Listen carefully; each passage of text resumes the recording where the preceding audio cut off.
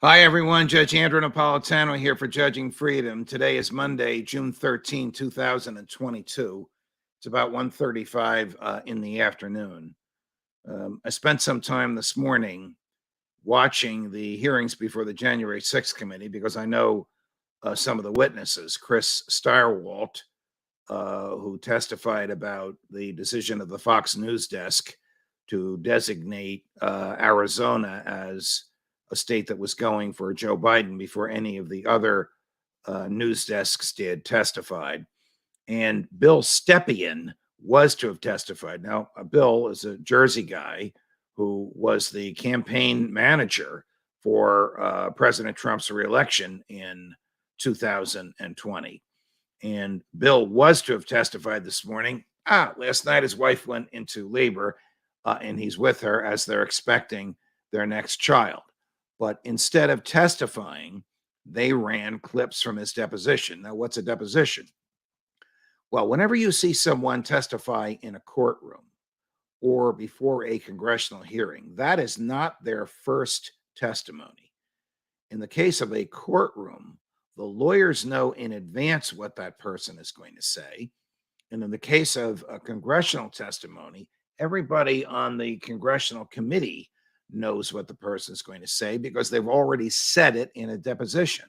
A deposition is an examination under oath before trial in a courtroom or before public testimony before Congress. I myself have testified before Congress, and I was required to tell them in writing, which is called an interrogatory, Q&A, questions and answers in writing ahead of time, so they knew what I was going to say. In this case, the questions and answers are given to the person's face, sometimes remotely over Zoom, other times in the same room with the person, and it's recorded.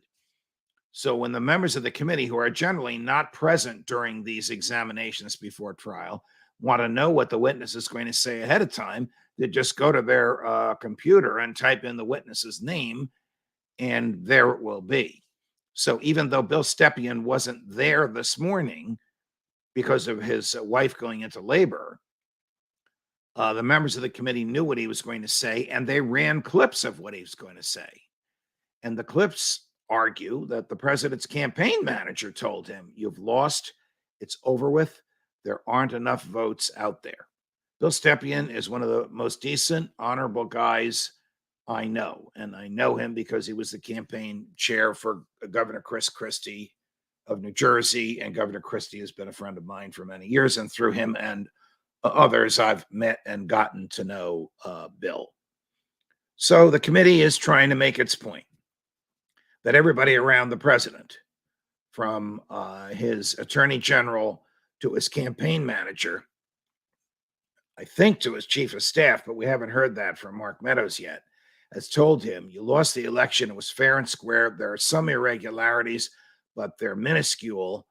And the stuff from Giuliani about 50 to 100,000 votes in garbage pails, all of which are fraudulent, is itself fraudulent."